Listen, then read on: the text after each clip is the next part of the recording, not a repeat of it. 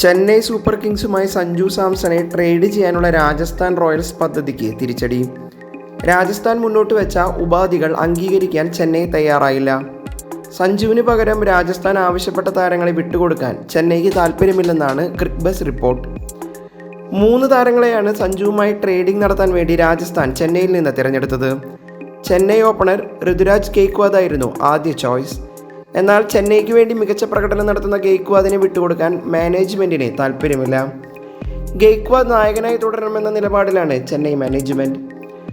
ഓൾറൗണ്ടർമാരായ രവീന്ദ്ര ജഡേജ, ശിവം ദുബെ എന്നിവർക്കായും രാജസ്ഥാൻ ശ്രമം നടത്തി. ജഡേജ ചെന്നൈയിൽ തന്നെ കരിയർ അവസാനിപ്പിക്കാൻ ആഗ്രഹിക്കുന്നതിനാൽ ടീം മാനേജ്മെൻറ്റ് ഇക്കാര്യത്തിൽ രണ്ടാമതൊരു ചർച്ചയ്ക്ക് രാജസ്ഥാനുമായി തയ്യാറായില്ല.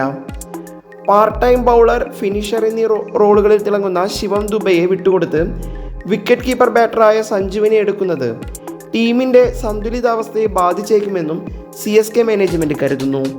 അതുകൊണ്ടാണ് ദുബൈയെ നൽകിയുള്ള ട്രേഡിങ്ങിന് മാനേജ്മെൻറ്റ് തയ്യാറാകാത്തത്. അതിനിടെ മറ്റു ഫ്രാഞ്ചൈസികളോടും സഞ്ജുവിനെ ട്രേഡ് ചെയ്യാനുള്ള സാധ്യതകൾ രാജസ്ഥാൻ മുന്നോട്ട് വെച്ചിട്ടുണ്ട്. വിവിധ ഫ്രാഞ്ചൈസി ഉടമകൾക്ക് രാജസ്ഥാൻ മാനേജ്മെൻറ്റ് ഇക്കാര്യം അറിയിച്ച് കത്ത് നൽകിയിട്ടുണ്ടെന്നാണ് വിവരം. സഞ്ജുവിൻ്റെ കൂടി താൽപ്പര്യം പരിഗണിച്ചാണ് രാജസ്ഥാൻ ട്രേഡിംഗ് സാധ്യതകൾ തേടുന്നതെന്നും റിപ്പോർട്ടുകളുണ്ട്.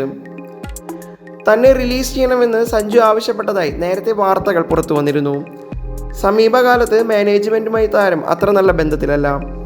മെഗാ താരലേലത്തിന് മുന്നോടിയായി ഇംഗ്ലണ്ട് താരം ജോസ് ബട്ട്ലറെ റിലീസ് ചെയ്യാനുള്ള മാനേജ്മെൻറ്റ് തീരുമാനമാണ് സഞ്ജുവിൻ്റെ അതൃപ്തികളുടെ തുടക്കം.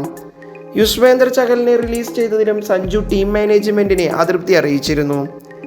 റിയാൻ പരാഗിനെ നായകസ്ഥാനത്തേക്ക് കൊണ്ടുവരാൻ മാനേജ്മെൻറ്റ് ആഗ്രഹിക്കുന്നുണ്ടെന്ന സൂചനകൾ ലഭിച്ചതോടെ സഞ്ജുവിൻ്റെ രാജസ്ഥാൻ മാനേജ്മെൻറ്റുമായുള്ള ബന്ധത്തിലും വിള്ളൽ വീണു. സെപ്റ്റംബർ അവസാനത്തോടെ ട്രേഡിംഗുമായി ബന്ധപ്പെട്ട കാര്യത്തിൽ വ്യക്തത വരുമെന്നാണ് ഇപ്പോൾ ലഭിക്കുന്ന വിവരം.